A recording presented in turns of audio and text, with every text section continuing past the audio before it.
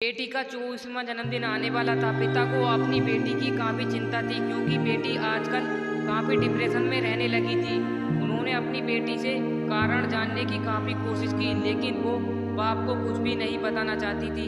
उसके बाप ने अपनी बेटी से कहा कि तुम मुझे अपना दोस्त समझकर सभी समस्याओं को बता दो।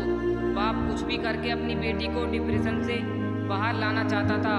उन्होंने उस हर जगह की मुलाकात कि जहां उसकी बेटी ज़्यादा समय बिताया करती थी और वहां के लोगों से वो घुल मिला करती थी। पता किया कि आखिर उसके जीवन में चल क्या रहा है। पिता को इस बात की जानकारी हुई।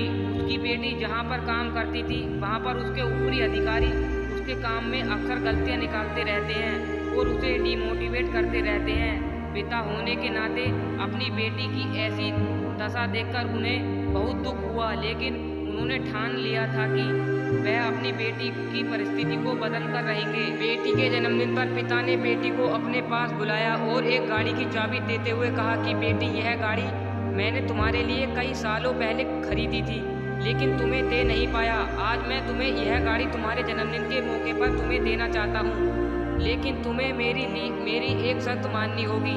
बेटी ने पिता की बात मानते हुए कहा कि बोलिए पिताश्री, मुझे क्या करना है। पिता ने बेटी से कहा कि इस गाड़ी को ले जाओ और इसे भांगर वाले के पास जाकर इसकी गाड़ी की कीमत पता करो।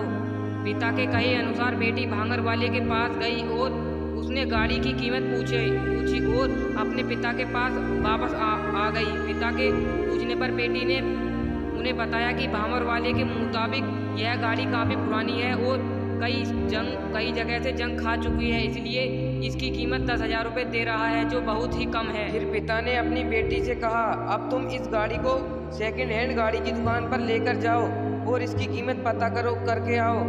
बेटी ने वैसा ही किया और वह सेकंड हैंड गाड़ियों की दुकान पर जाकर उस गाड़ी की कीमत पता करके वापस आई। बेटी ने खुश होकर पिता से कहा, दुकान के मालिक ने इस गाड़ी के बदले 1 लाख रुपए का ऑफर किया है। लेकिन पिता थोड़ा सा मुस्कुराए और बेटी से बोले कि बहुत अच्छा, एक आखिर बार इस गाड़ी को विंटेज गाड़ियों के क्लब में लेकर जाओ और वहां से इसकी कीमत पता करके आओ। बेटी भी अब उत्साहित थी यह जानने के लिए कि इस गाड़ी की कीमत वहां पर कितनी आंकी जाएगी। लड़की जिसे लेकर बहुत चिंतित थी, कार क्लब में वापस लौटी बेटी आश्चर्यचकित थी। वह आते ही अपने पिता से बोली, पिताजी, यह कितनी आश्चर्य की बात है कि जिस गाड़ी को भांगर वाले ने 10,000 का बोल रखा था, उसी गाड़ी को खरीदने के लिए कार क्लब में लोग बोलियां लगाने के लिए तैयार हैं। उनके हिसाब से यह गाड़ी काफ़ी विंटेज और रेयर है। वह तो इस गाड़ी के लिए 35-45 लाख रुपए देने को तैयार हैं। पिता ने अपनी बेटी के कंधों पर हाथ रखा और बोले, बेटी, यह सब हम मनुष्यों के साथ भी होता है। अगर हम गलत जगह पर खड़े होते हैं तो हमारी कीमत कम आंकी जाती है, लेकिन हमें वह पोजीशन और वह इज्जत नहीं मिलती जो हमें डिजर्व करते हैं। इसलिए जब भी कभी हमें लगे कि हम में कोई कमी है तो एक बार ऐसा जरूर सोचना चाहिए कि हो सकता है हम गलत जगह पर हों। जब हमें हमारी सही जगह मिल जाती है तो हम वहाँ बहुत अच्छा काम कर पाते हैं और लोगों से हमें अच्छा रिस्पॉन्स भी मिलता है।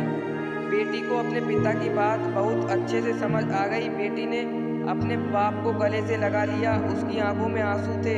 वह बोली, पिताजी, आपने मेरे मन का बहुत बड़ा बोझ हल्का कर दिया है, वरना मैं यही सोच कर दुखी रहती थी कि उनमें ही कुछ कमी है और मैं किसी काबिल नहीं हूँ। अगले ही दिन बेटी ने उस काम को छोड़ा और कुछ ही दिनों के बाद उसको एक अच्छा जॉब मिल गया जहां उसके काम की सराहना की जाने लगी। उस दिन के बाद बेटी ने कभी डिप्रेशन महसूस नहीं किया। ऐसी रोचक कहानी सुनने के लिए हमारे चैनल को सब्सक्राइब करके बेल आइकन ऑन कर लेना। जय हिंद, जय भारत।